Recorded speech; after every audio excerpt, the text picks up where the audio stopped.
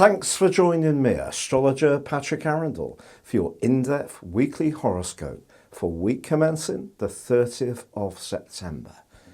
If you've yet to subscribe to my channel, I'd be honoured if you did so now. This week begins with that clustering of energy in the sign of Libra, very much to the fore. In fact, Venus and Jupiter continue to forge a gorgeous alliance in the first 2 days. And that points towards doing something playful, entertaining or fun. But last week's new moon gave a boost to this Libran energy, but it also angled to Uranus. So over the next 4 weeks, it is going to be important to understand, whilst we're working at our relationships, which Libra governs, to just be conscious of how our values match up to the people we encounter. Now this week does see Mercury relocate into the deep and passionate sign of Scorpio, and also the modern ruler of Scorpio, Pluto. Well, that goes direct after a long retrograde which began on the 24th of April. Now of course Pluto has been in a very business-like part of the situation in the sign of Capricorn. So I think if there has been any kind of delays or slowdowns around the enterprise that you're involved with, that can ease now. And this Mercury energy can also be very good for more entrepreneurial strands. But on Friday, Mars makes its way into Libra, where it will be for 6 weeks. This is a tremendous transit because it does in some ways diminuate the more egocentric nature of Mars.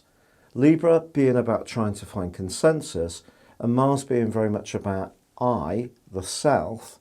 Well, it is actually technically in detriment in this location.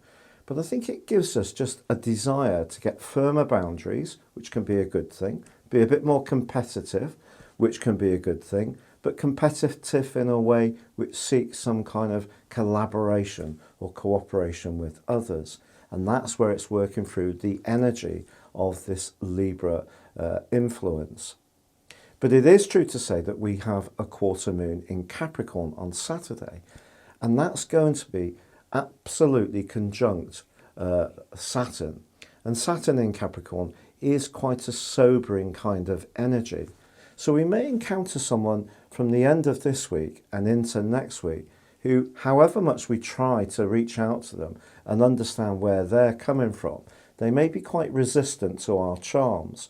But equally, it's not going to be a good thing to try too hard to be a people pleaser. We just need to be naturally ourselves. Your specific forecast, Leo, suggests that last week's new moon has seen you with perhaps an excess of ideas. Your mind can be absolutely cartwheeling with different possibilities, particularly when it comes to your career. However, on Monday and Tuesday of this week, it would be a fine time to just share some pleasurable moments with someone you get on well with. If you do find yourself meeting with someone, perhaps for a date, it could be a wonderfully romantic interlude. It is true that Jupiter, the planet of growth, is still forging an awkward link with Neptune in your sector of close bonds. But I just think just at a playful level, Jupiter and Venus are really on good terms for the first 2 days of this week. So if you can do something really nice, it could be very uplifting indeed. But that helter-skelter energy which is in the back of your mind may need addressing. And it's possibly being caused by the role of Uranus. Uranus is probably giving you lots of ideas and seeing you considering lots of different options for your future plans, particularly when it comes to goals, ambitions and employment. But it needs to work for you in terms of what stimulates you. For sure you could go and get a job, but it needs to be the right job. I feel that's the kind of energy you have at the moment. And it may need to work at a more practical level for your family or your home life or any conditions that you have. And that's going to be governed by Mercury's relocation into Scorpio. Don't discount home employment. It could be just the thing you need, even if you work on a part-time role whilst pursuing something solid for some hours of the week. With Pluto going forwards, If you have felt oppressed since late April around those workaday demands, constraints or responsibilities to others, I think the load will lighten. But with Mars moving on Friday this week, some Leos could even be thinking about getting a new mode of transport, whether this is a bike, a motorcycle, a car, or perhaps being more active and jumping on a bike and cycling a lot more. With Mars moving into the third house for 6 weeks, you're also going to find your voice.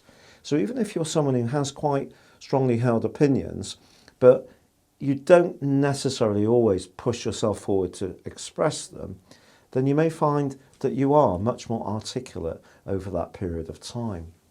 The quarter moon at the end of this week suggests, however, that you could end this week feeling a little jaded, particularly if there have been competing pressures and you're considering your options. If so, give yourself permission to do what you absolutely have to do and then throttle back and relax. If you'd like to know what 2020 would hold for you individually based on your time, date and place of birth, you can get the rest of this year free, plus 30% off by clicking the link beneath this video.